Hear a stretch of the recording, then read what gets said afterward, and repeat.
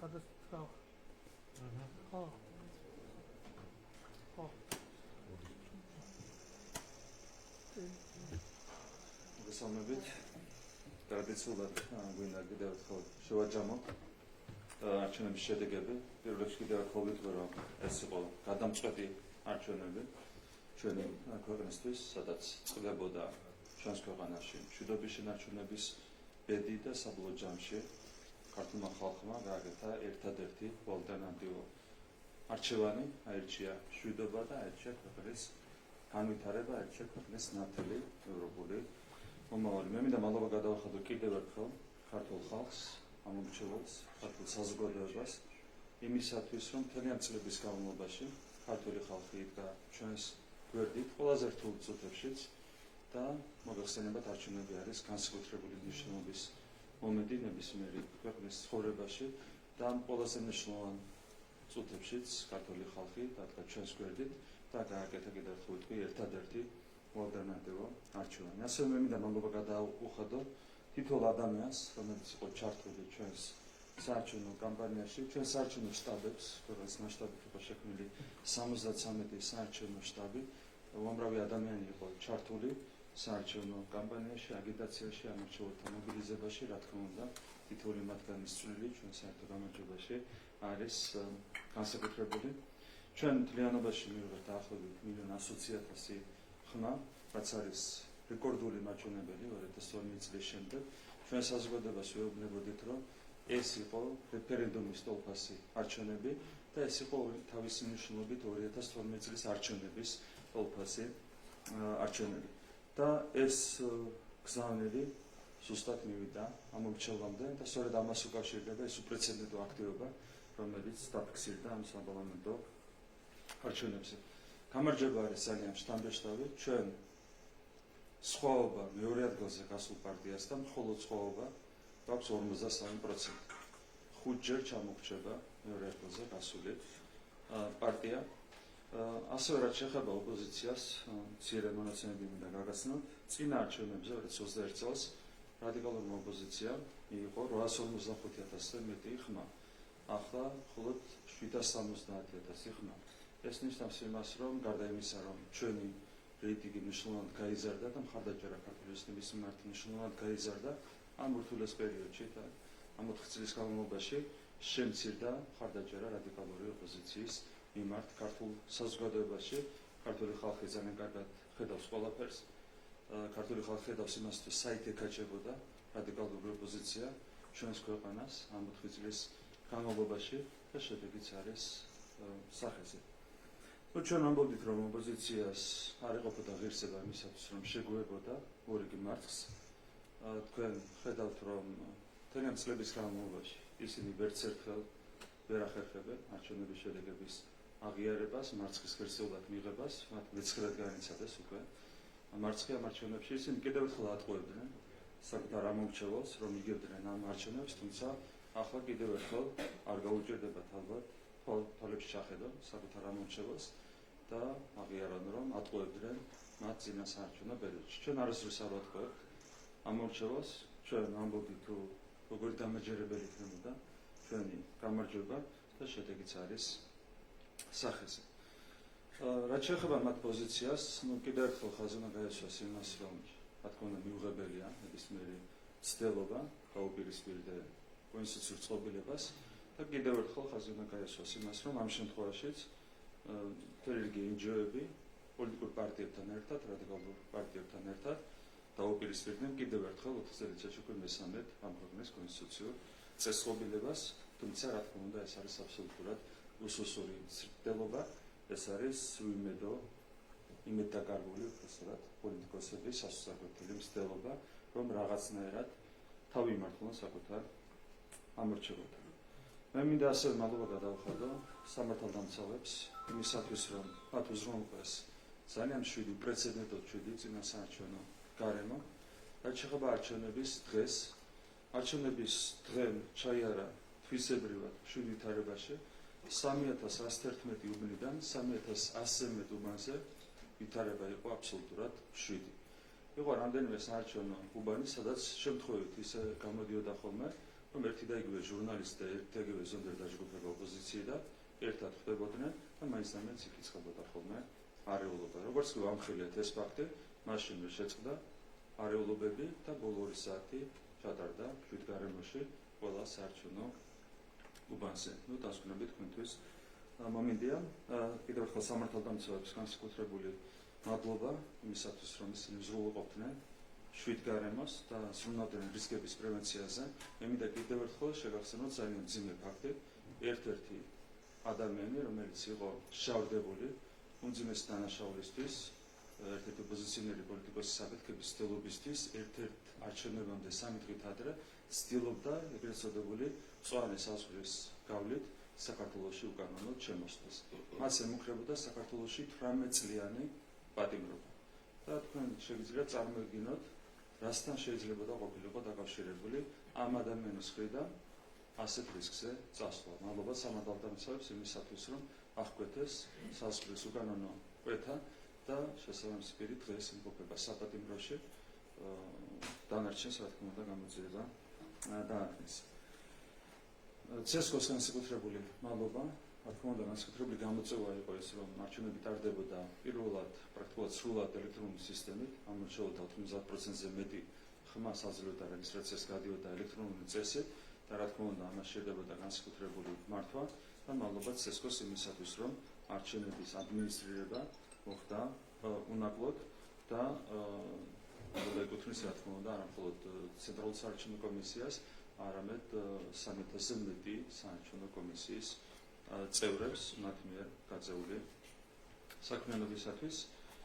კიდევ ერთხელ ქართულ ხალხს განსაკუთრებული მადლობა უნდა გადავუხადოთ გამოცხადებული ნდობისთვის და მე მინდა მივულოცო ყველას, არა მხოლოდ იმ 1,100,000 ადამიანს, რომელმაც ხმა მისცა ქართულ ოცნებას, არამედ საქართველოს ყველა პატრიოტ მოქალაქეს გამომდინარე იქიდან, რომ სწორედ მშვიდობის ბედი გადაწყდა საქართველოსთვის ამ არჩევნებზე და ამ მშვიდობით მოსარგებლე იქნება საქართველოს უკლებლივ ყველა მოქალაქე. მშვიდობას მოაქვს განვითარება და ჩვენ უკვე დღიდან განვაახლებთ მუშაობას, ყოველდღიურ მუშაობას იმისათვის, რომ ქვეყანას მოუტანოთ ის წინსვლა, რაზეც იყო საუბარი ჩვენ საარჩევნო პროგრამაში და მშვიდობის პირობებში ჩვენი პროგრამის განხორციელების საფუძველზე 4 წლის თავზე საქართველო იქნება განვითარების სრულიად სხვა დონეზე.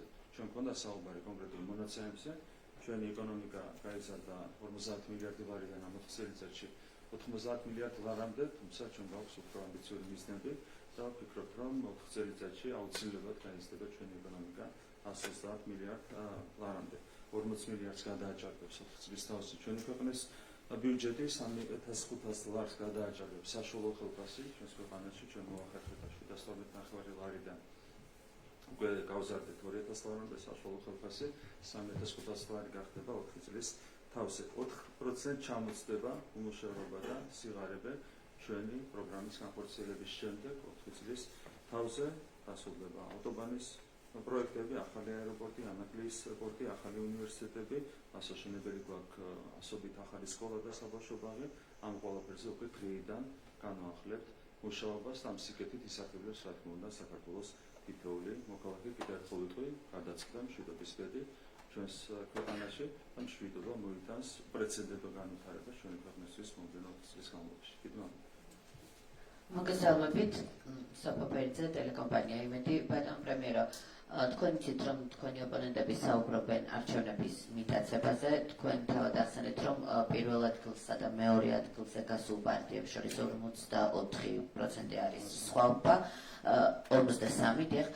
ასეთ შემთხვევაში და მაშინ როდესაც არჩევნები 90%-ში ელექტრონული სისტემით ჩატარდა, სად რჩება ამ მასშტაბის გაყალბების თუ მიტაცების რესურსი არსებობს თუ არა ასეთი ფაქტები თუნდაც რა ვიცი და სხვაგან. რეალურად ის სისტემა, რომელიც დაინერგა საარჩევნო ადმინისტრაციაში, სრულად გამორიცხავს ყოველგვარ მანიპულაციას. სრულად გამორიცხავს მანიპულაციას, იყო ზოგადი საუბრები, თუმცა ყოველგვარი კონკრეტიკის გარეშე შეუძლებელია ვინმე მისაუბროს რაიმე კონკრეტიკაზე. ხო, თქვენ იცით, რომ რეგისტრაცია ხორციელდებოდა ელექტრონულად, ხმის მიცემა ხორციელდებოდა ელექტრონულად და ერთ წამში ღილაკზე თითის დაჭერით ითვლებოდა შედეგები. შესაბამისად აბსოლუტურად იყო გამორიცხული ყოველგვარი მანიპულაცია, რა მარტო მანიპულაცია ადამიანური შესტოებიც კი ასეთ პირობებში კიდევ ერთხელ ვიტყვი, რომ რასაც ლაპარაკობენ კონკრეტული პარტიები და მათი წევრი NGO-ები არის იმედ დაკარგული პოლიტიკური სუბიექტების სასწრაფო განცხადებები ეს და ეს. კიდევ ერთი კითხვა მექნება, თქვენ გარკვეულწილად შეეხეთ ამ საკითხს ბრიფინგის დროს, მაგრამ თქვენი ოპონენტები არ აღიარებენ არჩევნების შედეგებს. Როგორც ეხება შემდეგ განვითარდეს პროცესები, რისთვის არის მზად ხელისუფლება და რისი რესურსი აქვთ თქვენს ოპონენტებს? ოპოზიციას არაფრის რესურსი არ აქვს, საერთოდ არაფრის რესურსი არ აქვს, ჩვეულებრივად შედგება პარლამენტის პირველი ასლომა, დაიწყებს პარლამენტი მუშაობას, ამტკიცდება მთავრობა, ჩვეულ რეჟიმში გაგრძელდება პროცესები ჩვენს ქვეყანაში, საერთოდ არაფრის რესურსი არ აქვს ოპოზიციას, სხვათა შორის უკვე მესამე საპარლამენტო არჩევნები ტარდება ჩვენი ხელისუფლების პირობებში და პირველი შემთხვევა იყო, როდესაც სესკო შენობასთან მივარდნაც კი ვერ გავედეს ოპოზიციის წარმომადგენლებმა, ამას აქვს კიდევ ერთხელ მარტივი მიზეზი. იმდენად შთამბეჭდავი და აშკარა გამარჯვება და მათ შორის იმდენად უსწორია ყოველგვარი მცდელობა ისაუბრონ არჩევნების მანიპულაციაზე ელექტრონული არჩევნების პირობებში და უპრეცედენტო წინასაარჩევნო გარემოს პირობებში, რომ რა თქმა უნდა ყველა მათი მცდელობა არის განცერული წარმატებლობისთვის, შესაბამისად ოპოზიციას საერთოდ არაფრის რესურსი არ აქვს. გამარჯობა ბატონო ირაკლი. მე მაინტერესებს ქართულმა ოცნებამ რატომ მოახდინა ძალაუფლების უზურპირება და რატომ წახვედით ქართველი ხალხის ნების წინააღმდეგ. ტოტალურ გაყალბებაზე საუბრობს ოპოზიცია და თქვენ რომ საუბრობთ ახლა იმაზე, რომ მანიპულაციებს ადგილი არ ქონია, მაგალითად ოპონენტებმა გაშიფრეს ის სქემა, როგორც მუშაობდა ქართული ოცნება 26 ოქტომბრის საპარლამენტო არჩევნებზე და ისინი აცხადებენ, რომ ოცნებამ ამომრჩევლის მონაცემები გააციფრულა და აპარატებში დუბლირები ჩაამატა. ერთი და იგივე ადამიანს შეეძლო ხმის მიცემა სხვადასხვა საარჩევნო უბანზე. შეეძლო მინიმუმ გაეუთხმაგებინა ეს მონაცემები ქართულ ოცნებას. რეალურად ნახეთ, ელექტრონული წესი იძლევა ყველაფრის გადამოწმების საშუალებას. მათ შორის ყველა შეუძლია ამოიღოს რეგისტრაციის მონაცემები და ნახოთ ძალიან მარტივად, რომ ეს ყველაფერი არის წმინდა წყლის ტყუილი. ტექნიკურადაც კი შეუძლებელი ის დისბალანსით საუბრობენ ოპონენტები. არ ემთხვევა სესკოს მიერ გამოქვეყნებული შედეგები. არ ემთხვევა, დააჭერეს ხელოვნების თითი, გამოიბეჭდა ოქმი და ოქმი გამოიგზავნა სესკოში. ეს ოქმი აქვს ყველას. ყველაფერი ტყუილია, სარელი ტყუილია, ყველაფერი ტექნიკურად არის შეუძლებელი ის, რაზეც საუბრობს ოპოზიცია შეიძლება თავად გადააკეთოს. ბატონო ირაკლი, აი ტყუილი რანაირად არის? ჩვენს გვაქვს ფაქტები და მტკიცებულებები, მთავარმა არხმა არაერთხელ ჩაატარა ექსპერიმენტი და თქვენს გექნებათ სავარაუდოდ ნანახი ეს კომენტარები და სინქრონები. ერთ-ერთი ასეთი ექსპერიმენტი ჩავატარეთ რუსთავში, როგორ ართმევს ქართული ოცნება ID ბარათებს ადამიანებს. ეს ფაქტი არის. არაერთმა ადამიანმა დაგვიდასტურა. კონკრეტულად რუსთავზე ჩვენ დავამტკიცეთ, რომ ეს იყო ტყუილი. ინფორმაცია ჰქონდა თქვენს ჟურნალისტ იმასთან დაკავშირებით, რომ იგეგმებოდა კონკრეტულ სამსახურში კონტრაქტების განახლება, რისთვისაც უნდა მიეტანათ ID ბარათები ამ მიზნით ადამიანებს სამსახურში და სადა თქვენმა ჟურნალისტმა ამ ფაქტის გამოყენება იმისათვის, რომ დაეკავშირებინა ის არჩევნებისთვის, ჩვენ ფაქტებით დავადასტურეთ, რომ ამ შემთხვევაში თქვენი კოლეგა თქვა. ანუ თქვენი გუნდის წევრები არ ართმევდნენ ID ბარათებს, პირადობებს ადამიანებს. ვერ წარმოადგენთ. ყველაფერს რო თავი დავამატეთ. გადაღებული გვაქვს ყველაფერს რო არა. ზეპის სიტყვერად ამას ხომ არ ვამტკიცებთ. მასალები არსებობს, შავი მასალაც კი გამოაქვეყნეთ. არც ერთ ფაქტი არ დაგედია თქვენ, რაც შეიძლება უკავშირდებოდეს ID ბარათების მიმოწვის გამოთვლებას საარჩევნო მიზნებისათვის. რაც ხება ID ბარათებს, ხო თქვენ წარმოიდგინეთ რადონის აბსურდია საუბარი, რომ ჩვენი მხარდამჭერები მიდიან ასე იგი ოპოზიციის გამოკვეთილ მხარდამჭერებთან და რამდენთან უნდა მიხვიდეთ თან, რომ რაღაც შედეგზე ასახო ხო, ან 20,000-თან, 30,000-თან და წარმოიდგინეთ ამდენ ადამიანთან მიდიან და თხოვენ მათ ID ბარათებს. იმ დონის აბსურდული, ასე ვთქვათ, ვერსია, რომ სერიოზულად განხილვაც აკეთებს ამ ყოველს. როგორ შეიძლება შეიძლება ოპონენტები ოპოზიცია რასაუბრობთ, ქვერასაუბრობთ. ნახეთ, ქართულმა ოცნებამ რეგისტრატორებთან ერთად და მათ შორის ბოლო 3 თვის განმავლობაში, როდესაც ის პირველად ართმევდა ID ბარათებს საკუთარ ამომრჩეველს, რითიც დააზუსტა თავისი ამომრჩევლები, მონაცემები გააციფრულა და სხვადასხვა უბანზე აპარატებში დუბლირებულად ჩამატება მოხდა. ანუ საშუალოდ 30,000-დან 50,000-მდე ოცნების ამომრჩეველს მინიმუმ 4 უბანზე მისვლით შეეძლო გაეუთხმაგებინა შედეგები. ერთი ერთი შემთხვევაც კი არის ტყუილი, ტექნიკურად ვერ გააკეთებ ამას. ყველა შეუძლია ნახოს რეგისტრაციის მონაცემები და დარწმუნდება, რომ თითოეული ამორჩეველი არის უნიკალური და არც ერთს არ მიუწია ეჯერ ხმა. ტექნიკურად არის შეუძლებელი ამ აპარატურით ამის გაკეთება. ტექნიკურად არის შეუძლებელი.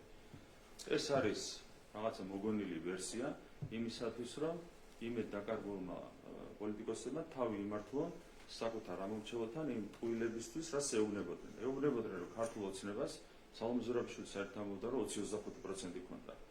ესენი ამბობდნენ, რომ 35% იქონდა. რაღაცნაირად დაამთხვია. გორბი ყოველთვის ახერხებს ხოლმე არჩევნების შედეგების პროგნოზირებას. განსხვავებით რეპუტაცია შეგებული ეგზიტ-პოლის შედეგები გამოქვეყნდა Edison Research-ის და მთავარი არქის ეგზიტ-პოლები 50%-ს ვერ უახლოვდებოდა ქართული ოცნება. დაახლოებით შედეგი იყო ორივე შემთხვევაში 40%. და ახლა CESCO აქვეყნებს შედეგებს, სადაც 54% გაქვს. კი, ორივე ეგზიტ-პოლი იყო ისეთივე ტყუილი, როგორც ტყუილიც იყო ეგზიტ-პოლი 2021 წელს, 2020 წელს, 2016 წელს, ხო კიდე უკან 2012 წელს. ყველა თქვენი ეგზიტ-პოლი იყო ტყუილი. ანუ Edison Research-საც უნდა მოგხსოვდეს. ხონდა პირველ ხვარი ტყუილება Edison Research-ი. 2012 წელს თქვენი ეგზიტ-პოლი იყო ტყუილი, 2016-ში თქვენი ეგზიტ-პოლი იყო ტყუილი, 2020-ში თქვენი ეგზიტ-პოლი იყო ტყუილი, 2021-ში თქვენი ეგზიტ-პოლი იყო ტყუილი. როცა ხელისუფლებაში იყავით, მაშინაც ტყუილი იყო თქვენი ეგზიტ-პოლი. ხელისუფლებაში მე არ ყოფილვარ ბატონო ირაკლი. თქვენი პარტია მაშინ არ იყო. რომელია ჩემი პარტია? მთავარი არქის ჟურნალისტი ვარ, მე პარტიას აწარმოებდი. ბატონო ირაკლი, რამდენიმე კითხვა მექნება. ამ პოლემიკაში შესვლას პოლემიკაში არ შევიდეთ. ბატონო ირაკლი, ყოველთვის მპასუხობთ ხოლმე კითხვებზე და თუ შეიძლება ამოვწურავ ჩემს კითხვებს. ეს კადრები ნახეთ, გუშინდელი კადრები, სადაც პირდაპირ ჩანს ხუთში როგორ ყრიან ადამიანები ბიულეტენებს. კი, ძალიან მძიმე კადრია. ისეთი რეაგირება ქონდა, როგორც სამართალდამცავ უწყებებს, ასევე CESCO-ს. ისიერად აღიზრა სისხლის სამართლის საქმე, ისიერად დაიხურა უბანი, რეაგირება იყო მყისიერი და გაფრთხილებებიც მივეცით ყველას მყისიერად იმასთან დაკავშირებით, რომ უმკაცრესად დაიშებოდა განათლების სიმკაცრით ყველა ვინც სასტრამეს გაბედავდა. მყისიერი იყო რეაგირება ამ მომძიმე შემთხვევაში. და ის კადრები ნახეთ ბატონო ირაკლი, როგორ დაასისხლიან ეს კომისიის ერთ-ერთი წევრი, რომელიც ალაპარაკდა დარღვევებზე თუ რა ხდებოდა იმ კონკრეტულ საარჩევნო. რეალურად იყო რამდენიმე ძალადობრივი, ასე ვთქვათ, შემთხვევა.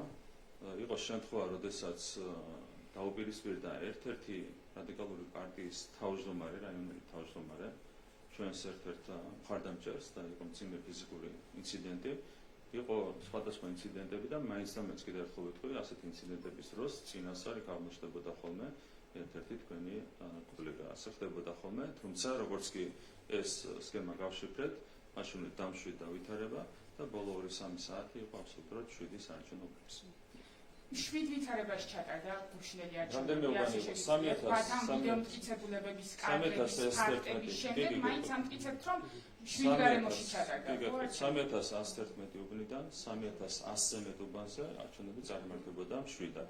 იყო რამდენიმე უბანი, სადაც თქვენი ერთ-ერთი კოლეგა და კონკრეტული სონდაჟგუფები ერთად იყრიდნენ ხოლმე რატომღაც შემთხვევით თავს და იქ ხდებოდა ხოლმე ასეთი ინციდენტები. 3111 უბნიდან 3100-ზე მეტ უბანზე არჩევნები წარმართებოდა აბსოლუტურად 7-დან. აი ბატონო ირაკლი, ტოტალურ გაყალბებაზე, როდესაც საუბრობენ ოპონენტები, გუშინ მაგალითად მათ ჰქონდათ ფაქტები და მტკიცებულებები. 90%-ში ელექტრონულად ჩატარდა არჩევნები, მაგრამ იქ იმ 10%-ის შემთხვევაში, 10%-ის შემთხვევაში, სადაც არ იყო ეს ელექტრონული ტექნოლოგია, ოპოზიცია რაზეც საუბრობს და ამის ამსახველი ფოტოებიც აქვს. გადახაზული იყო ბიულეტინი, მაგრამ მაინც ჩაუთვალეს ქართულ ოცნებას. ელექტრონულებში. არა ელექტრონულებში. ელექტრონულებში მოხდა მარტო პირიქით. ნახეთ ახლა თქვენ რას თქვით, ხო, რომ 4 აძლევდნენ აპარატების მეშვეობით ხმას. ყველაზე მარტივი დასტური იმისა, რომ ეს არის ცარიელი ტყუილი რა არის. ელექტრონული აპარატებით სადაც ჩატარდა არჩევნები, იქ ჩვენი საშუალო შედეგი იყო დაახლოებით 53%. და სადაც არ ელექტრონულად ჩატარდა არჩევნები, თქვენ ამტკიცებთ, რომ 4-ჯერ აძლევდნენ ხმას ელექტრონული წესი. სადაც არ ელექტრონულად ჩატარდა არჩევნები, იმ უბნებზე ჩვენი შედეგი იყო 65%. ხვდებით რა შეასახმენ, ამ ხალხ ყოველს გეუბნებიან საკუთარი პარტიები, რატო იცით, თქვენთანაც უნდა იმართლონ თავი. გატყუებდნენ ამდენი ხნის განმავლობაში, მათ შორის საკუთარი სოციოლოგიური კვლევით კომპანიებით, რომ ჩვენი შედეგი იყო 20-25%.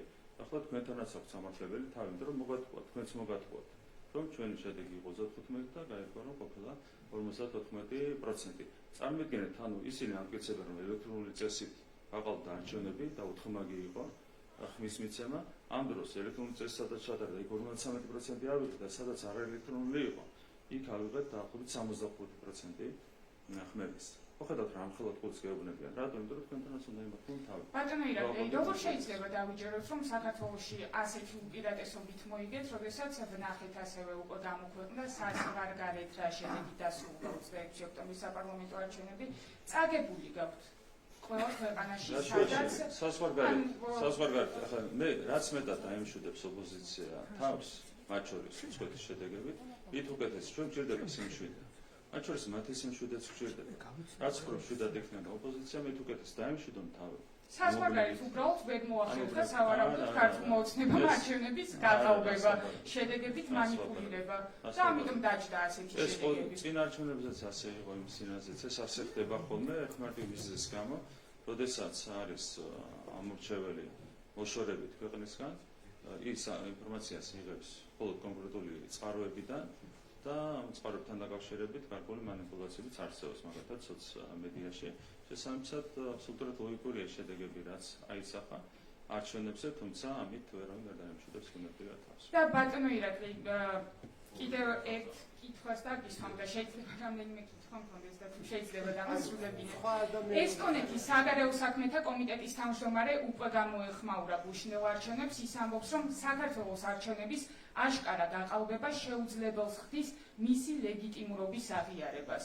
ეს არის ჩვენი დასავლელი პარტნიორის განცხადება. ასევე სავარაუდოდ დღის განმავლობაში დაგვეწევა სხვა გზავნილები და საინტერესო, ჩვენ უნდა მტკიცებულებებზე დაყნობით, ვითხრან, რა პრეტენზიები აქვთ. ზოგადი განცხადების საერთოდ არის საინტერესო. უკვე ფაქტია, რომ არალეგიტიმურობაზე დაიწყეს მათ შორის ქვეყნის გარეთ საუბარი. ამ არჩევნების არალეგიტიმურობაზე. ესტონეთის საგარეო კომიტეტის თავმჯდომარემ რაღაცა თქვა, ხა მაგით უნდა იმშვიდოთ. კარგით, მაშინ მითხარით რა მოლოდინი გაქვთ ეუთოოდირის დასკვნა როგორი იქნება საერთაშორისო სადამკვირვებლო მისიების ანგარიშები შეფასებები როგორი იქნება და ერთსაც გკითხავთ, აი წინასწარ რომ გვითხრათ, გაითვალისწინებთ მათ მოსაზრებებს და რეკომენდაციებს საერთაშორისო სადამკვირვებლო მისიებზე მაქვს საუბარი.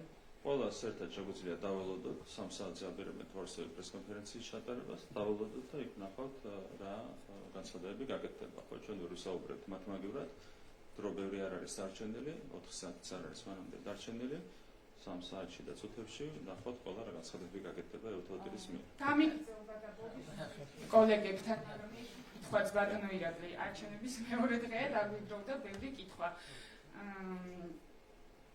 მე მაინტერესებს თუ წრავე იქნება საერთაშორისო სადამკვირვებლო მისიების შეფასებები. თუ მაგალითად ისინი იტყვიან, რომ არალეგიტიმური იყო ეს არჩევნები, უშვებთ თეორიულად.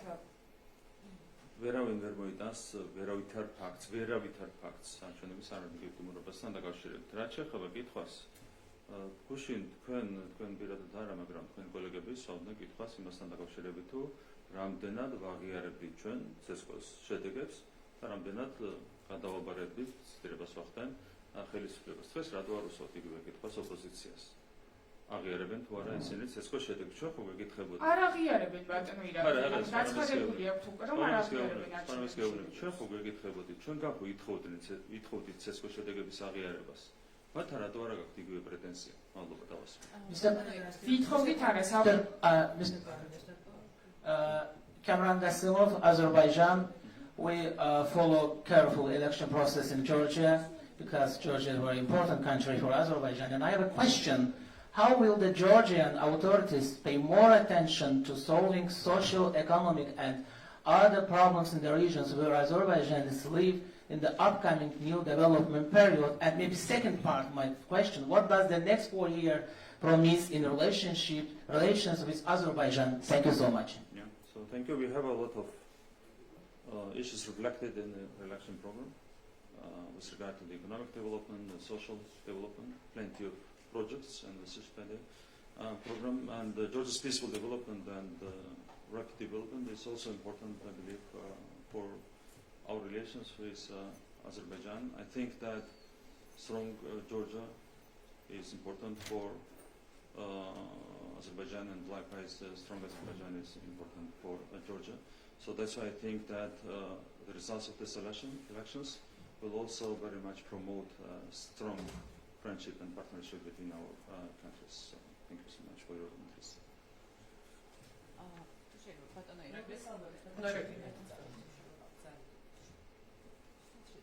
მოგესალმებით, სალამე ქოქიშვილი. პირველი არხი პირველ რიგში ბატონები მაინტერესებს სამოთხეობას ძალიან გაქვთ თუ არა მოლოდინი, რომ რომელიმე მაინც შემოვა პარლამენტში და როგორ წარმოგიდგენიათ, როგორ გაგრძელდება საპარლამენტო საქმიანობა. იმის ფონზე, როდესაც მაგალითად ზოგიერთმა ძალამ უკვე თქვა, რომ ღიარობ რომ არ აღიარებენ არჩევნების შედეგებს. Ну, ჩვენთვის არ არის ეს მაინც საინტერესო საკითხი. მაინც ღირებული არც ერთი პარტია და არც ერთი მათ წარმომადგენელი არ იქნება პარლამენტისთვის. თქვენ იცით რა პარტიებზეა საუბარი და თქვენ იცით რა სახეები ყავთ მათ საკუთარ პარტიებში, ხო? ამის საუბარია როგორც ნაცმოძრაობაზე, ისე მეორე ნაცმოძრაობაზე, ისე მესამე ნაცმოძრაობაზე, ისე მეოთხე ნაცმოძრაობაზე. არც თავისი პარტიული შინაარსით და არც ადამიანური რესურსით არც ერთი მათგანი არ არის საინტერესო საპარლამენტო მუშაობისთვის. შესაბამისად, მათი გადასაწყვეტია. ჩვენ ამით ვერ დავინტერესდებით, ვერ დავკავდებით, ამაზე დროს ვერ დავხარჯავთ. მათი გადასაწყვეტია, შემოვლენ თუ არ შემოვლენ, ასეს და ისებს, რა თქმა უნდა, პარლამენტი იქნება ლეგიტიმური, ერთინარეში მეორედ ვერ შეხვდა. შესაბამისად, ისინი ვერ შეძლებენ იგივე პროცესების გამეორებას, რაც მათ განახორციელეს ამ ქვეყანაში 4 წლის წინ, რითაც ისინი ცდილობდნენ, რომ დაეზიანებინათ ჩვენი ქვეყნის საერთაშორისო ინტერესები. იგივე მეორედ ვერ გააკეთებენ, დანარჩენ მათ გადასაწყვეტია, ვისაც უნდა შემოვიდეს, ვისაც არ უნდა შემოვიდეს. კიდევ ერთი შეკითხვა მექნება, თუ შეიძლება. გასაგებია, რომ 3 საათისთვის ყველანი ველოდებით ელოდებოდნენ ეს დასკვნას, მაგრამ ესტონეთის საგარეო ურთიერთობათა კომიტეტის თავმჯდომარე ახსენეს და თქვენ გასულ პერიოდში, წინასაარჩევნო პერიოდში საუბრობთ ხოლმე ძალიან აქტიურად ოპოზიციის ღია მხარდაჭერაზე ცალკეული გარე აქტორების მხრიდან, ასევე საგარეო ჩარევებზე. ახლა გაქვთ თუ არა მოლოდინი, რომ ცალკეულმა აქტორებმა შესაძლოა მათაც ასევე ეჭქვეშ დააყენონ არჩევნების ლეგიტიმურობის საკითხი. თუ გავითვალისწინებთ იმას, რომ გავს განცხადებები მაგალითად ევროპარლამენტშიც, უხილები ისმოდა ევროპარლამენტშიც და თავად ოპოზიციის ნარატივშიც არჩევნებამდე 3 თვით ადრე გაჩნდა გაყალბების ნარატივი. მადლობა ამ შეკითხვისთვის. ჩვენ ველით ურთიერთობების გადატვირთვას და ვფიქრობთ, რომ ეს აუცილებლად ასე მოხდება, განსაკუთრებით ინტენსიურად დაიწყება ეს პროცესი მომავალი წლიდან. ჩვენ ვფიქრობთ, რომ უკრაინაშიც ომი უფრო მალე დასრულდება, ვიდრე შეიძლება ეს იყოს პირველად ასე ვთქვათ პროგნოზით მოასწრებული. შესაბამისად, ჩვენ ვფიქრობთ, რომ მაქსიმუმ მომავალი წლის პირველივე თვეებიდან დაიწყება ურთიერთობების თვისებრივად გადატვირთვა, როგორც ევროკავშირთან, ასევე ამერიკის შეერთებულ შტატებთან. თქვენ იცით, რომ ეს არის ჩვენი ერთ-ერთი უმთავრესი პრიორიტეტი, ჩვენი მთავარი საგარეო პოლიტიკური პრიორიტეტი გახლავთ ევროკავშირში ინტეგრაცია. შესაბამისად, ჩვენ რა თქმა უნდა უკიდურესად არ მოგწონს ურთიერთობების ის მოცემულობა, რომელიც გვაქვს დღეს და ვფიქრობთ, რომ მალევე დაიწყება, უკვე მალევე გამოჩნდება პირველი ნიშნები ამ მიმართულებით და უკვე მომავალი წლის პირველივე თვეებიდან ურთიერთობები თვისებრივად გადაიტვირთება, რაც არის მნიშვნელოვანი ჩვენი ქვეყნისთვის და ასევე ვფიქრობ, რომ ეს არის მნიშვნელოვანი ევროკავშირისთვის და ამერიკის შეერთებულ შტატებისთვის. ბოდიში კიდევ ორი შეკითხვა მექნება და ერთს დავსვამდა.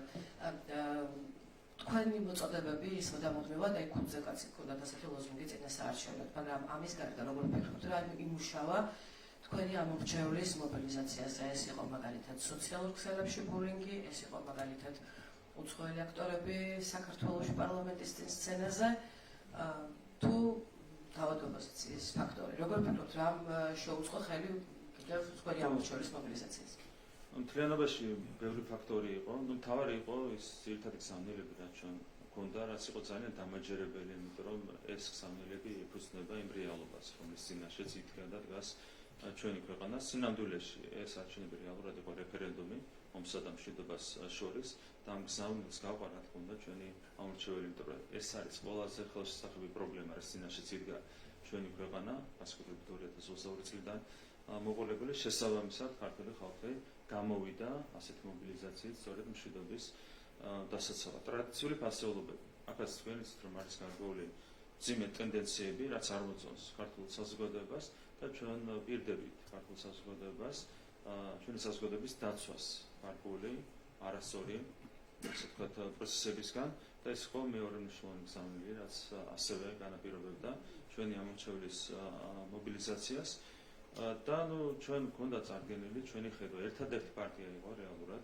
ქართული ოცნება, რომელსაც თავისი მკაფიო ხედვა ჰქონდა წარდგენილი სამომავლო განვითარებასთან დაკავშირებით და რაც თავარია ამ ხედვას ზურგს უმაგრებს წარსული გამოცდილება. ხო, ჩვენ ყავს ეკონომიკა არის მთავარი ფაქტორი, რა თქმა უნდა, ქვეყნის გაძლიერებისთვის, მათ შორის თუნდაც საგარეო პოლიტიკური პოზიციების გაძლიერებისთვის, ჩვენ ყავს გამორჩეული ეკონომიკური გუნდი ჩვენს პარტიაში, მთავრობაში კონკრეტულად, რომელმაც უზრუნველყო ის, რომ მხოლოდ ბოლო წლის განმავლობაში 40 მილიარდით გაიზარდა ჩვენი ეკონომიკა, 40 მილიარდიდან 40 მილიარდი ლარით 90 მილიარდ ლარამდე ეს აისახა უმუშევრობის შემცირებაზე, სიღარიბის შემცირებაზე და ასე შემდეგ. თქვენ იცით რა ტემპებით ვითარდება ინფრასტრუქტურა ჩვენს ქვეყანაში, ხო? ამ მონაცემებზე ჰქონდა საუბარი, წინა ხელისუფლებამ სულ 68 კილომეტრი ავტომაგისტრალი ააშენა, დააგო.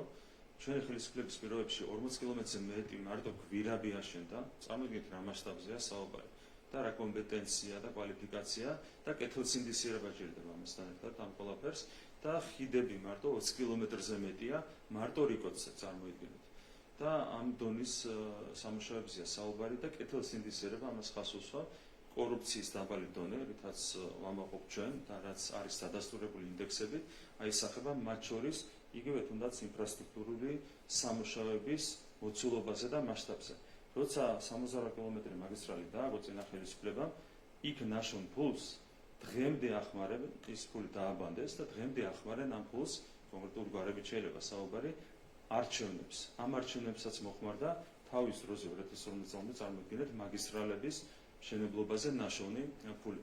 ჩვენ პირობებში არის კორუფციის დაბალი დონე, რაც აისახება ინფრასტრუქტურის სამუშაოების ხარისხზე, ტემპზე და ყველაფერზე, ყველა მიმართულებით. ანუ ჩვენ წარსული გამოცდილება გვიმაგრებს ზურგს და შესაბამისად ჰქონდა იმის შესაძლებლობა, რომ საზოგადოებისთვის წარგვედგინა ძალიან ამბიციური პროგრამა ეკონომიკური განვითარების გეგმა და ზოგადად გეგმა ყველა მიმართულებით. რა თქმა უნდა, ამანაც იმოქმედა, მაგრამ თავარი მაინც იყო რეალურად იმ ეგზისტენციური საფრთხის გასტომიერება, რის წინაშე ჩვენი ქვეყანა იდგა განსაკუთრებით 2022 წლის შემდეგ და რაც აქტუალურია დღესაც. თავარი მაინც იყო ამ ეგზისტენციური საფრთხის გასტომიერება. მე კიდევ ერთხელ ვიტყვი, თეორიულად ჩვენ რო დაგვეშვა ამ ძალების მოსვლა ხელისუფლებაში, ერთი კვირა არ დაჭირდებოდა ქვეყნის ომში ჩასართავად. ერთი კვირა არ დაჭირდებოდა, პიარულადაც კი არ შეგვთავდნენ ამას.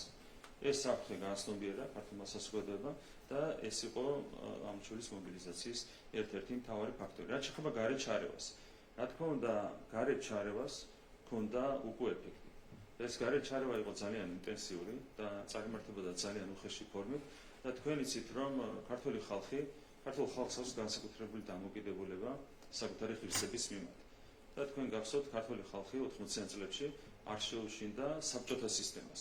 გამოვიდა საბჭოთა სისტემის წინააღმდეგ, როცა იბრძოდა დამოუკიდებლობისთვის, სახელმწიფოებრივი დამოუკიდებლობისთვის და ქართული ხალხი, სწორედ ღირსების დასაცავად 2012 წელს არ შეუშინდა კიდევ უფრო ძიმე რეჟიმს, ასე ვიტყოდ, გახსოვთ რა სისტემა იყო 80-იან წლებში, ამაზე მძიმე იყო ის რეჟიმი, რომელიც მოქმედებდა საქართველოში 2012 წლამდე, იმიტომ რომ პირდაპირ კლავდნენ ადამიანებს.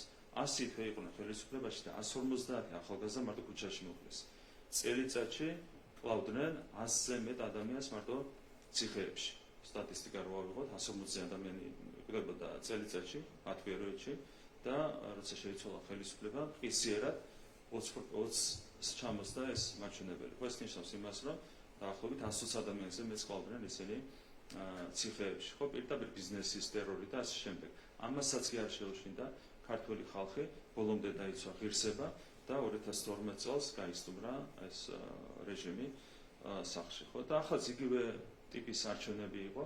ქართულმა ხალხმა დაინახა, რომ ღირსება იყო დასაცავი. სხვათა შორის 2012 წლის არჩევნებიც იყო იმით გამორჩეული, რომ ძალიან ძლიერი გარემხარდაჭერა ჰქონდა მაშინდელ სისხლიან რეჟიმს. ამასაც არ შეებუა ჩვენი ამორჩეველი, გამოვიდა ბოლომდე, დადგა ღირსების დასაცავად და გაიმარჯვა. ამ შემთხვევაშიც ამ ადამიანებს, რომელსაც სურდათ ხელისუფლებაში დაბრუნება, ესენი არიან ადამიანები, რომლებმაც ეს დანაშაულები ჩაიდინეს, მათ შორის ომში გახვიეს ჩვენი ქვეყანა 2008 წელს, მათ სურდათ ხელისუფლებაში დაბრუნება და ამ გეგმას ამაგრებდნენ კონკრეტული ადამიანები საზღვარგარეთიდან და არა მარტო ადამიანები და აქ ისინი შეეხნენ ქართული ხალხის ღირსებას. და აქ დადგა ქართული ხალხის ღირსების დასაცავად და ეს არის სწორედ იმის მიზეზი, რომ პრაქტიკულად თითქმის გამეორდა 2012 წლის აქტივობა. რეალურად თავის შინაარსით გამეორდა ზუსტად ის მობილიზაცია, რაც ჰქონდა ქართულ ამომრჩეველს და ქართული ოცნების ხარდამჭერებს, რაც ჰქონდათ 2012 წელს. რა თქმა უნდა, გარე ჩარევა მათთვის, შესაბამისი სუბიექტებისთვის იქონია უკვე შედეგი. ერთ ძალიან პატარა შეკითხვასაც გავსვა, თქვენი პარტიის დამფუძნებელმა თქვა ბოლო ინტერვიუში, რომ მას უკვე აქვს ჩანიშნული შეხვედრა ამერიკის შეერთებული შტატების ელჩთან. თქვენ მე თქვით, რომ ეს არჩევნებიდან მალევე მოხდება, უნდა დავალოდოთ თუ არა ამ შეხვედრას, აი მიმდინარე კვირაში ორ შაბათი. იქ მე ვფიქრობ ძალიან მალე შედგება ეს შეხვედრა, ასე იყო შეთანხმებული და ვფიქრობ, რომ ეს მომავალში შეხვედრა გაიმართება. გამარჯობა, სალომე გოგრანიძე, ტელეკომპანია პოზიტივი. ადგილობრივი სადამკვირვებლო ორგანიზაციების სპეკულაციებზე მინდა გითხოთ, მიუხედავად იმისა, რომ გუშინად საერთაშორისო სადამკვირვებლო მისიების წარმომადგენლების უმრავლესობის მიერ გაკეთდა პოზიტიური განცხადებები, დღეს დილიდანაც აკეთებენ უცხოელი დამკვირვებლები განცხადებებს, რომ არჩევნებმა მშვიდ გარემოში ჩაიარა დარღვევების გარეშე. საია ისვედი აპელირებს ისევ დარღვევებზე და ამბობს, რომ უხეში მასშტაბური დარღვევები იყო ურჩენ არჩევნების პერიოდში. მათ რას უპასუხებთ და რეალურად რა არის მათი მიზანი?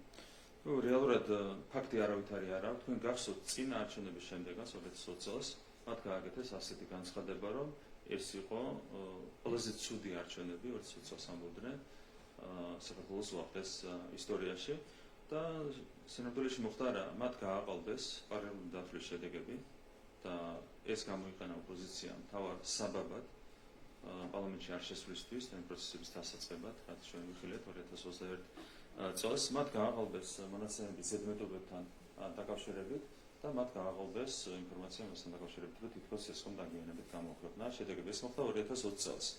იგივე მდინარეში შედიან, ცდილობენ შევიდნენ ახლაც, მაგრამ კიდევ ერთხელ ვიტყვი, რომ ორჯერ ერთ მდინარეში ვერ შეხვალ, ხო? რაღაც ფანტაზიაც არ ყოფნით, რომ რაღაც ახალი მოიფიქრონ და მოიგონონ. ზუსტად იგივე მასშტაბის ასე ვთქვათ, სიყალბესთან გვაქვს ადგილი, როგორც სიყალბეს იყო თავის დროზე პივიტის ასე ვთქვათ, უხეში მანიპულაცია, იგივე რაზეც იყო საუბარი, ხო, 4-ჯერ ელექტრონული წესით შეიძლება თორმე მიცე ახმა არჩევნებზე, რაც არის აბსოლუტურად ღიმილის მომგვრელი განცხადება. აუდიტი აქვს ჩატარებული სხვათა შორის ამ აპარატურას.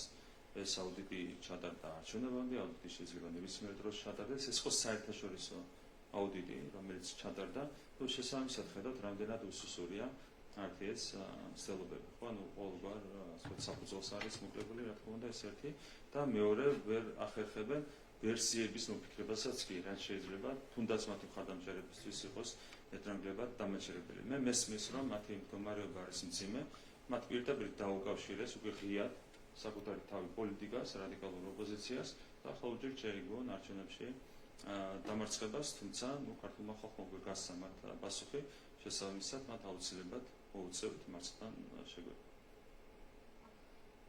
ბატონო ერაყელი, მოგესალმებით, რადიო თავისუფლება. რამდენიმე ჩემი კითხვა დაისვა, ამიტომ დავატებით ერთ კითხვას და გისვამთ მაინც. იმ შემთხვევაში ისე რომ მოხდეს, რომ პრეზიდენტმა არ დანიშნა საპარლამენტო სხდომა პირველი, რა მოხდება შემდეგ? ძალიან მარტივად სამართლებრივად 10-იანი ვადა განსაზღვრული პირველი სხდომის გამართვისთვის. მეათე დღეს თავისით შეეგრებება პარლამენტი და გაიმართება პარლამენტის პირველი სხდომა. ანუ აქ არავითარი საბოტაჟის რესურსი პრეზიდენტს არ აქვს, რომ დაარღვევოს საქართველოს კონსტიტუცია უხეში ფორმით. ანუ ეს არ გახდება შემდგომის გადახედვის საფუძველი.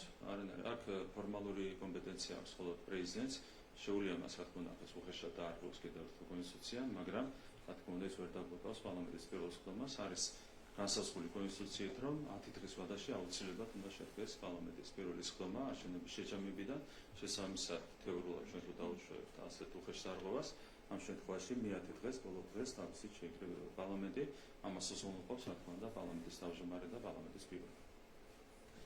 პოროლა, გამარჯობა. თქვენ გაიცოდეთ, რომ Edison Research-იც და ის კომპანიაც, რომელიც მთავარ მარხმა დაიქრება, მზად არიან საერთაშორისო აუდიტისთვის, ან იმისთვის, რომ მათი შედეგები გადამოწმდეს.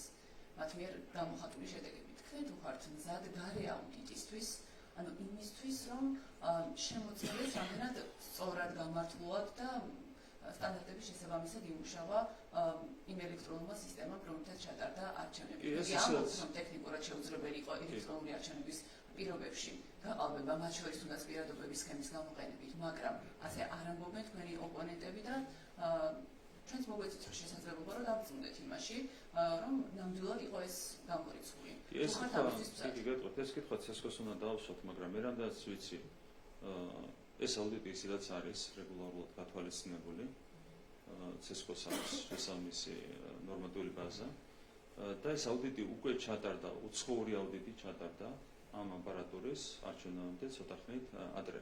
შესაბამისად ეს ისედაც არის გათვალისწინებული, აქ არ არის კითხვის ნიშანი არ არის. საუბარი არ არის იმაზე, რაც ისედაც არის გათვალისწინებული, საუბარი არის დამოუკიდებელი საერთაშორისო ორგანიზაციების მოწვევაზე და მათ მიერ ამ მეცაც გეტყვით, არ ვიცი ცესკოს გადასაწყვეტია, მაგრამ ცუდი არ იქნებოდა, თუ დაიდებოდა ამ ურჩეველთა ბაზები, რეგისტრირებულ ამორჩეველთა ბაზები, რაც მისცემდა ნებისმიერ სუბიექტს დადარების საშუალებას. ანუ სხვადასხვა უბნის ერთმანეთთან დადარების საშუალებას. მე გახსოვთ თავის დროზე 2020 წელს იგივეს ლაპარაკობდნენ ეს ადამიანები, ხო, კაროსელი და ეს შემდეგ ეს გადაღებული თემა. მაშინ ჩვენ შევქმნით საპარლამენტო საგამოძიებო კომისია და შევთავაზეთ ოპოზიციას და NGO-ებს 300 უბნის გადათვლა. წამოგით რას თავაზობდით? დალუქული უბნები იყო, თავაზობდით ამ ლუქების ახსნას და სათითაოდ გადათვლა მტკიცებდნენ.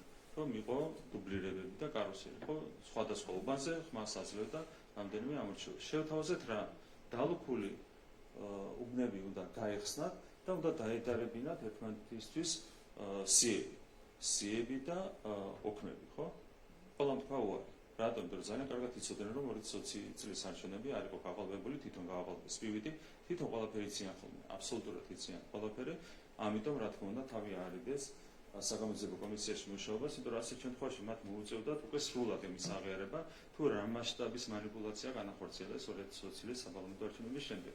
აქაც ჩვენ ვართ აბსოლუტურად გახსნილი, ცესკოსაც დარწმუნებული ვარ, არ აქვს ამის პრობლემა, ღიაობის პრობლემა, ყველა შეუძლია ყველაფერი გადაამოწმოს, როგორც ეს მოხდა 2020 წლის საპარლამენტო არჩევნების შემდეგ. ასევე მინდა გითხოთ, ან მოვატივოთ რომ მივიღოთ პასუხი, თქვენ მზადხართ მე უფრო ვიქნებოდი დანარჩენი არის ცესკოს თემა. კი ბატონო, თქვენ წავიდეთ თბილისი, თქვენი შედეგებით გულისხმობს ცესკოს მიერ გამოქვეყნებულ მონაცემებს, წავიდეთ მაგალითად რუსთავიც, მცირე განსხვავებით მოიგეთ რამდენიმე სხვა ქალაქი, მაგრამ ძალიან მაღალია თქვენი უპირატესობა კონკრეტულ რაიონებში, აი მაგალითად მარნეულში, ბოლნისში, ლენტეხში, აი ამ განსხვავებას თქვენი ოპონენტები, სპეციალისტები ამბობენ, რომ ეს განსხვავება შეიძლება აიხსნას მხოლოდ манипуляციებით, ანუ იმით, რომ იმ კონკრეტულ ადგილებში, სადაც გაქვთ ასეთი მაღალი მხარდაჭერა, აქვს ადგილი გაყალბებას, აქვს ადგილი манипуляციას. Რომ სხვა შემთხვევაში ასეთი მნიშვნელოვანი განსხვავება ვერ იქნებოდა, თქვათ, აი დანარჩენ საქართველოსა და აი ამ კონკრეტულ დასახლებულ პუნქტებს შორის. აი თქვენ როგორ ხსნით ამ განსხვავებას? უმარტივესად შეგიძლიათ ჩაატაროთ უხეში სოციოლოგიური კვლევაც კი და ნახავთ, რომ ზუსტად იგივე სურათს მიიღებთ, რა სურათიც აჩვენა არჩევნებმა. რეიტინგები ქალაქებში არის ჩვენი შედარებით ნაკლები.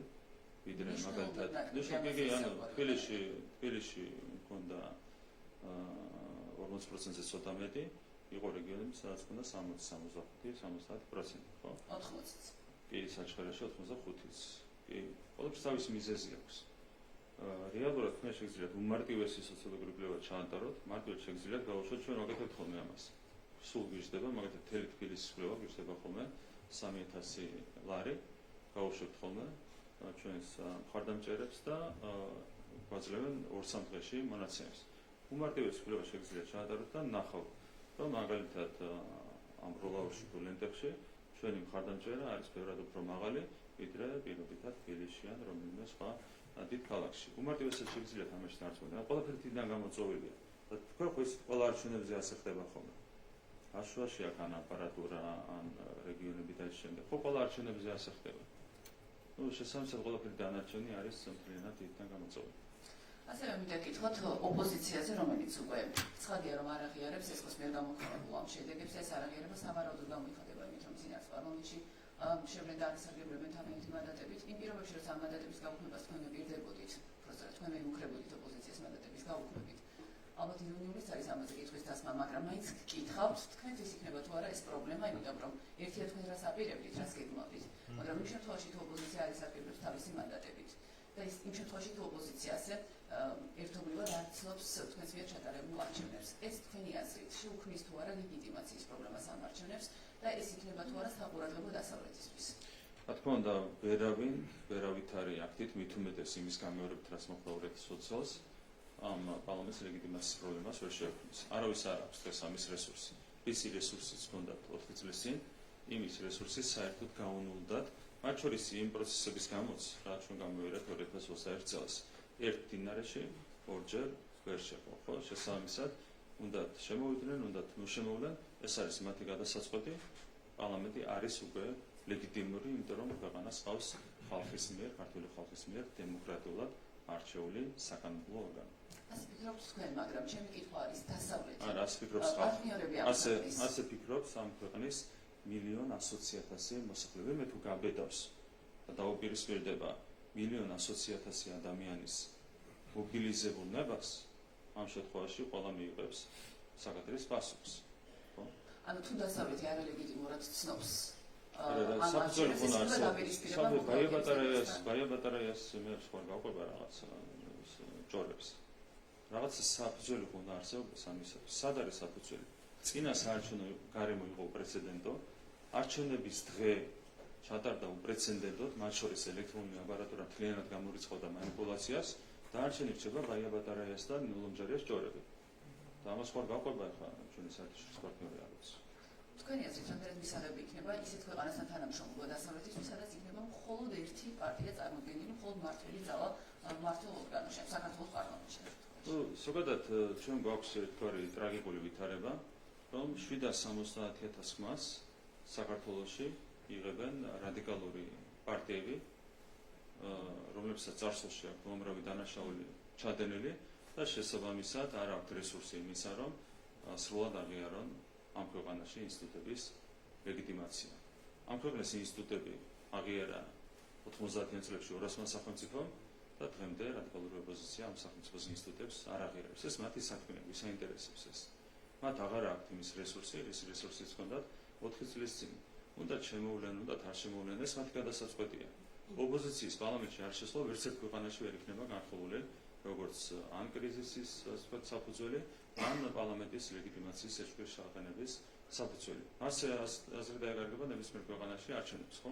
1,100,000 ადამიანი გამოვიდა და თქვა, რომ ამ ადამიანების გაკარება ხელისუფლებასთან არის დანაშაული.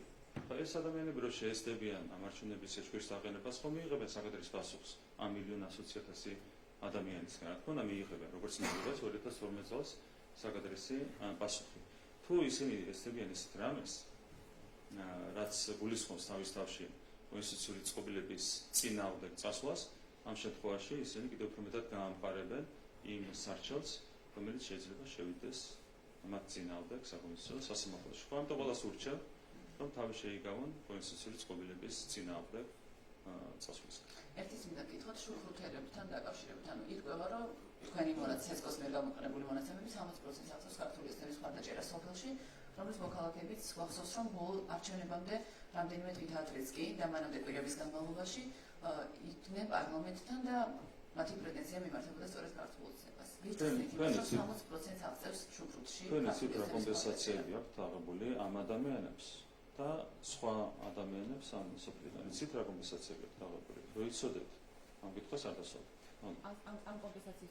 ამ კომპენსაციისთვის მადლობა შუქრუთელების მიერ გამოხატული მხარდაჭერა ქართული ოცნებისთვის. სამართლიანობა არის ჩვენი მხრიდან უზრუნველყოფილი ყველგან. რაც შეეხება ამ ადამიანების საკითხს, ეს თლიანად დაკავშირებული იყო კომპანიასთან, მაგრამ აქაც კომპანიას აქვს გაცემული ძალიან სოლიდური კომპენსაციები და ზოგადად ყველგან ადამიანები, მათ შორის შუქრუთში, ხედავენ იმას, რომ ამ ქვეყანაში არის სამართლიანი ხელისუფლება, რომლის ამოსავლის წერტილი არის ადამიანი. და ამის შედეგია ის, რომ შუქრუთში მივიღეთ ჩვენ 60%. საზღვარგარეთ რომ წააგეთ ძალიან დიდი განსხვავებით ოპოზიციასთან. ეს რას გეუბნებათ თქვენ? ვის ნიშანია? ეს არის იმის ნიშანი, რომ ამ ადამიანებს აქვთ ინფორმაციის დეფიციტი. თქვენ იცით, რომ არის ნიაღვარი, ხო, დეზინფორმაციის პროპაგანდის და შენ საბოლოო ჯამში საკუთარი თვალით თუ ვერ ხედავ იმას თუ რა ხდება ქვეყანაში, შეიძლება ბევრად უფრო მარტივად მოექცე ამ პროპაგანდის გავლენის ქვეშ. საქართველოში ძალიან ძლიერია ეს პროპაგანდა, არის მთელი ნიაღვარი, ხო, უხეში პროპაგანდის, არის გასაგები ბულინგი და ამ შემდეგ, მაგრამ საბოლოო ჯამში საქართველოში მცხოვრები ადამიანები თავისი თვალით ხედავენ იმას, თუ როგორ ვითარდება ეს ქვეყანა. ამიტომ ამ პროპაგანდას აქვს ბევრად ნაკლები გავლენა საქართველოში ცხოვრებ ადამიანებზე, ვიდრე იმ ადამიანებზე, რომლებიც ცხოვრობენ სხვა იურისდიქციის ქვეშ. ძალიან მარტივად აიხსნება შესაბამისად ეს განსხვავება. განჯობათ ერონის ჯორჯია თორნიკი გოპალდაძე, თქვენ გახსნით სიტყვაში ისაუბრეთ, რომ ეხლა ხელახლა დაიწყებთ მუშაობა საქართველოს ეკონომიკის განვითარებაზე, უმუშევრობის შემცირებაზე, მაგრამ გახსნით სიტყვაში არ გიხსენებიათ ევროკავშირი, დასავლეთთან ურთიერთობები, მხოლოდ კითხვის შემდეგ კოლეგის ჟურნალისტის. მოდით შეგესწორებთ. მე ვთქვი, რომ ამ შემთხვევაში გადაწყდა საქართველოს ნათელი ევროპული მომავლის ბედი. ეს თქვი მე შესავალ სიტყვაში, არა კითხვაზე პასუხად, ამიტომ შეცდომა არ არის. ხო, მაგრამ არ გისაუბრეთ თვითონ ევროკავშირში გაწევრიანების შესახებ. ევროპული მომავალი არ ნიშნავს ევროკავშირში გაწევრიანებას. ანუ შეცდომა უკვე რას თქვით, ეხლა კითხვა დასვა. ხო, მაგრამ თქვენ არ გისაუბრეთ, თქვენ შემდგომ ახსენეთ, რომ ვიწყებთ მუშაობას ამაზე და ამაზე არ გიხსენებიათ, მაგრამ გაგარით, რომ ჩვენ ქვეყანაში გადაწყდა ჩვენი ქვეყნის ნათელი ევროპული მომავლის ბედი. მეგონი ამით ყველაფერი არის ნათელი, რა არის ჩვენი პრიორიტეტი, რა არის ჩვენი საგარეო პოლიტიკური პრიორიტეტი. კარგით, მაშინ ერთსაც გითხავთ, რა განცხადება გექნებათ, როდესაც რუსი პროპაგანდისტები ულოცავენ ქართულ ოცნებას ამ გამარჯვებას. ჩვენთვის კიდევ ერთხელ ვიტყვი, არ არის საინტერესო რა განცხადებები გექნება საზღვარგარეთ, ხო? ვიღაცა საინტერესებს ესტონეთის პარლამენტის საგარეო კომიტეტი საჯომარე რა განცხადებას აკეთებს, ვიღაცა საინტერესებს რუსეთიდან რა განცხადებები გექნება, ჩვენ გვაინტერესებს პირველ რიგში ასამოს ქართული ხალხი. ქართული ხალხის უდიდესი უმრავლესობა 1,100,000 ადამიანი ამბობს იმას, რომ მას უნდა მშვიდობის შენარჩუნება ამ ქვეყანაში, განვითარების გაგრძელება ამ ქვეყნისთვის და მათ არ უნდა იმ სახეების ხილვა ხელისუფლებაში, რომლებმაც უამრავი დანაშაული ჩაიდინეს წარსულში. ჩვენ გვაინტერესებს ქართული ხალხი რას ამბობს. დანარჩენი ყველაფერი არის მეორე ხარისხოვანი, ხო, იქ ესტონეთის პარლამენტში ვირას ეთქვის და რუსეთის დუმაში ვირას ეთქვის, ჩვენ ამას არ დავსდევთ. ეს არის მეორე ხარისხოვანი აბსოლუტურად ჩვენთვის. გამარჯობა, თეკლა დონაძე, TV პირველი. ბატონო ირაკლი, მე მაქვს კითხვა. თქვენი აზრით, უცხოეთში კი საუბრობთ აქამდე, მაგრამ დამატებით შეგიკითხებით, რატომ წააგო ქართულმა ოცნებამ უცხოეთის ყველა უბანზე საარჩევნო პროცესი? ძალიან მარტივი პასუხია ამაზე, კიდევ ერთხელ, პროპაგანდის ნიაღვარია და საბოლოო ჯამში მთავარი რაც უპირისპირდება ამ პროპაგანდის ნიაღვარს არის სინამდვილე, რაც გვაქვს ქვეყანაში.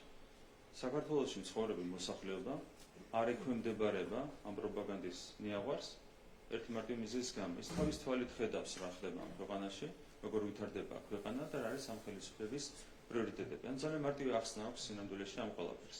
ან იქ უფრო მეტად მოქმედებს ტყუილზე აგებული პროპაგანდა, აქ ადამიანები გარდა იმისა, რომ ისმენენ თუ რა ხდება ტელევიზიებში, რას ეუბნებიან პოლიტიკოსები, ამასთან ერთად ისინი უშუალოდ ხედავენ რა ხდება ჩვენს ქვეყანაში, ხო? იგივე ეკონომიკური ზრდა რო ავიღოთ, ხო, ეკონომიკური ზრდა რას გულისხმობს, რომ არა მარტო იმას, რომ ზოგადად ციფრები გაუმჯობესდა, ხო? 170,000 სამუშაო ადგილი შეიქმნა მარტო ამ 2.5 წელიწადის განმავლობაში. და შენ რო ისმენ TV პირველს, მაგალითად, ან თავარს რო უსმენ, ან ფორმულას და ასე შემდეგ, შენ გეუბნებია, რომ ქართული ხალხი ღარიბდება. და კი მოისმინა ეს ადამიანმა საქართველოში მცხოვრებელმა, მაგრამ საბოლოო ჯამში თვითონ ხო დაინახა, რომ 2.5 წელიწადში საქართველოში შეიქმნა 170,000 სამუშაო ადგილი. ხო დაინახა, რომ 2012 წლის შემდეგ საშუალო ხელფასი გასდა 2,000 ლარს, როცა მანამდე იყო მხოლოდ 712 ლარი. ხო დაინახა, რომ სიღარიბე იყო საქართველოში თავის დროზე 1,100,000-ზე მეტი და ჩამოწდა უკვე 440,000. ამას ხედავენ ადამიანები, ანუ მათზე აღარ მოქმედებს შესაბამისად ეს პროპაგანდისტული გზავნილები, ისინი ხედავენ თავის თვალით თუ სინამდვილეში რა ხდება, სინამდვილეში ღარიბდება ხალხი თუ პირიქით აქვს მეტი შემოსავალი, შესაბამისად საზღვარგარეთ მეტია პროპაგანდის გავლენა, ტყუილის გავლენა, საქართველოს თავის თვალით როცა ხედავს ადამიანი იმას თუ რა ხდება სახელმწიფოში, ისინი აკეთებენ შესაბამის არჩევანს. ანუ ძალიან მარტივია ამის ახსნა, ხო, რატო იყო განსხვავება ქვეყნის შიგნით და ქვეყნის გარეთ არჩევნების შედეგებს შორის. ანუ გაზრდილი ეკონომიკა ახსენეთ. გაზრდილი ეკონომიკის გამო კი არა, ეს ადამიანები ემიგრაციაში წავიდნენ იმის გამო, რომ ქონდათ ეკონომიკური პრობლემები, ამ ყველაფერზე თვითონ საუბრობენ. ანუ ამ ყველაფერთან ამ ადამიანს პირდაპირ ქონდათ შეხება და არ იმის გამო, რომ უცხოეთში ცხოვრობენ და ტევერპილოს ფორმულას ან მაგალითად თავს უყურებენ. არა, ემიგრაციას აქვს კონკრეტული მიზეზი. თუ არის სხვაობა ეკონომიკებს შორის, არის ბუნებრივი ტენდენცია, რომ ადამიანი ერთი ადგილიდან გადავიდეს მეორე ადგილზე. იგივე ხდება ქვეყნის შიგნითაც. ხო, მაგალითად, ხშირად ხდება, რომ რეგიონებიდან ადამიანები საცხოვრებლად გადმოდიან თბილისში. რადგან თბილისის ეკონომიკა არის ორჯერ მეტი, ვიდრე მაგალითად კონკრეტული რეგიონის ეკონომიკა. იგივე ხდება მაგალითად გერმანია, როცა გაერთიანდა მთელი აღმოსავლეთ გერმანია, ამის გადავიდა დასავლეთ გერმანიაში, იმიტომ რომ ეკონომიკების შორის იყო განსხვავება. აქაც ნახეთ ყველაზე მნიშვნელოვანი არის, მართალია გაიზარდა ჩვენი ეკონომიკა, გაორმაგდა პრაქტიკულად ამ 4 წლის განმავლობაში, მაგრამ ჯერ კიდევ გვაქვს მნიშვნელოვანი ჩამორჩენა ევროპის ქვეყნებთან, ხო, მეტ-მეტად დასავლეთ ევროპის ქვეყნებთან, ეს განაპირობებს მიგრაციას, ხო, მარტივი ლოგიკაა, მაგრამ ჩვენ რას ვამბობთ, რომ ეს ხოვობა თანდათანობით სულ უფრო მეტად მცირდება. რაც შეეხება ემიგრაციაში სასულ ადამიანებს, მე შემიძლია ერთი რამ გითხრათ. ჩვენი ხელისუფლების პირობებშიც იყო გარკვეული კლება მოსახლეობის, მაგრამ ეს იყო ნაკლებად არსებით კლება, ანუ მოსახლეობა იყო 3,700,000, როცა ჩვენ მოვიდით ხელისუფლებაში და დღესაც არის 3,700,000, ანუ 3,7 მილიონი ახლაც არის ათასებით მოკლებული მოსახლეობა. წინა ხელისუფლების პირობებში მოსახლეობა შემცირდა 221,000 ამ ქვეყანაში. ხვდებით, ანუ რა შეესაბამება. ჩვენ გავზარდეთ ეკონომიკა, შესაბამისად ჯერ კიდევ გვაქვს პრობლემები, მაგრამ მიგრაციაც არის შემცირებული. ჩვენ რატო ვლაპარაკობთ პირველ რიგში ეკონომიკური ზრდაზე? 4 წელიწადში, როცა ჩვენი ეკონომიკა მიაღწევს 130 მილიარდ ლარს, უკვე მიგრაციული ტენდენციებიც თვისებრივად შეიცვლება. ამისაც უნდა დავეციოთ ჩვენ ევროპულ მაჩვენებლებს. ხო, ან ჩვენ საუბრობთ იმაზე, რომ ეკონომიკა იზრდება, მაგრამ ჯერ ხო არ დაწეულა ჩვენი ქვეყანა, ხო, გერმანებს დავეციეთ, არ დავეციეთ, ხო, ჯერ, მაგრამ სხვაობა მცირდება წლიდან წლამდე, თუ 4,5-ჯერ გვისრებდა მოსახლეობის ცხოვრების დონით გერმანია 2012 წელს, ეხლა გვისრებს მხოლოდ 3-ჯერ და დაახლოებით 2-ჯერ გაგვისრებს მხოლოდ 4 წელიწადში, მაგრამ ჯერ კიდევ გაგვისრებს. მაგრამ ამცირებთ წლიდან წლამდე სხვაობას, ხო, ნახეთ რა მხოლოდ სხვაობა 4,5-ჯერ გვისრებდა გერმანია მოსახლეობის ცხოვრების დონით, ეხლა გვისრებს 3-ჯერ, ანუ შევამცირეთ არსებითად, მაგრამ ჯერ კიდევ 3-ჯერ გვისრებს და 4 წელიწადში გაგვასრებს 2-ჯერ. შესაბამისად, რა თქმა უნდა, მიგრაციული ნაკადები და ტენდენციები უпроსტად შემცირდება. ეს არის მარტივი მათემატიკა, რასაც შეგვიძლია ვისაუბროთ. დანარჩენი, ნახეთ, ანუ ქვეყანა ვითარდება და ერთ-ერთი მთავარი მიზანი ამ ყველაფრის უკან არის მათ შორის ის, რომ არათუ უნდა შეწყდეს მიგრაცია ქვეყნიდან, არამედ პირიქით ჩვენი იმიგრანტები უნდა დაბრუნდეს საქართველოში და 4 წლიანი განვითარების შედეგად ჩვენ ამასაც მივიღებთ, რომ უახლოეს წლებში პირიქით წამოვა საპირისპირო ტენდენციები, როდესაც ჩვენი იმიგრანტები თანდათანობით დაუბრუნდებიან ჩვენს ქვეყანას. მაგალითად, საბერძნეთში 90-იან წლებში წავიდა უამრავი ქართველი, როგორც მოგეხსენება, ძირითადად ქალბატონები, 10,000-ობით ადამიანი. მაშინ სხვაობა საქართველოსა და საბერძნეთს შორის იყო 10 მაგი, წარმოგიდგენთ, 9-ჯერ გვისრებდა ზუსტად საბერძნეთი მოსახლეობის ცხოვრების დონით და ამიტომ მიდიოდნენ ადამიანები 90-იან წლებში საბერძნეთში. უკვე 4 წელიწადში საბერძნეთთან სხვაობა იქნება დაახლოებით 30%, წარმოგიდგენთ რა მხოლოდ პროგრესიას საუბარი. უკვე აზრიც აღარ ექნება საბერძნეთში დარჩენას კეთილდღეობის კუთხით და თავისუფლად არის შესაძლებელი, რომ 4 წლის თავზე ძალიან სწრაფი მიგრაცია დაიწყოს საბერძნეთიდან სამშობლოში ადამიანების. ხო, ეს არის მათემატიკა, რასაც მართლა შეიძლება ვისაუბროთ. თქვენ ასევე რამდენჯერმე ახსენეთ არჩევნების მშვიდობიანად ჩატარება და ამის გამო ცესკოს მადლობაც მოუხადეთ.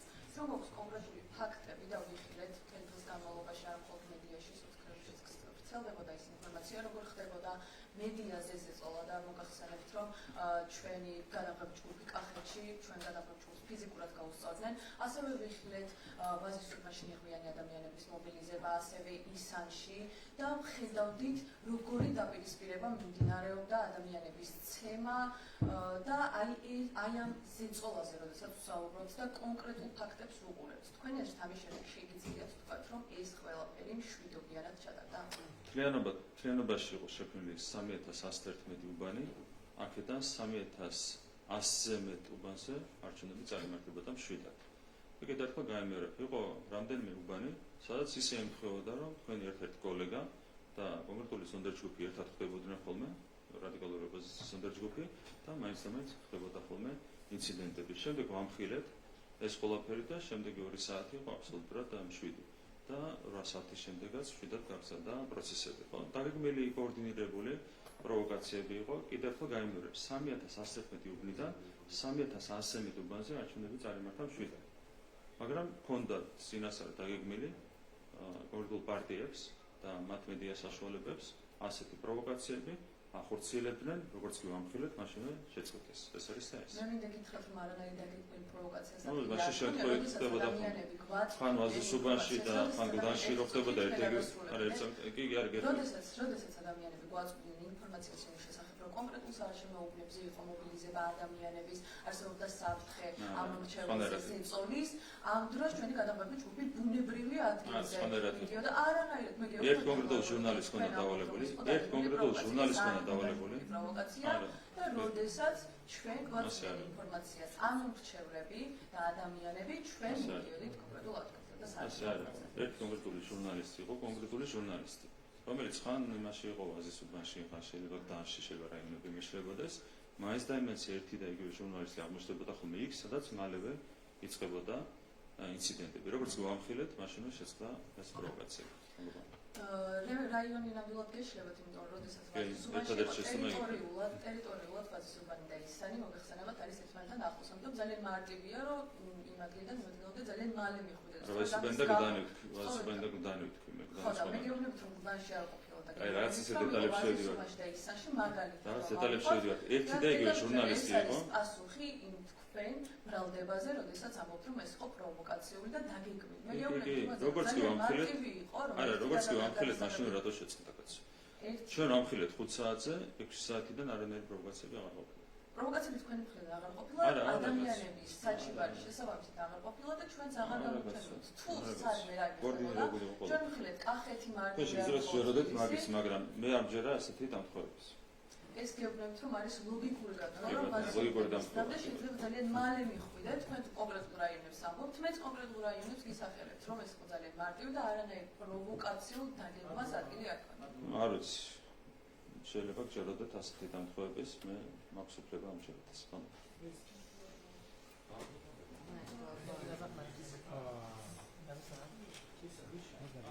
Real TV.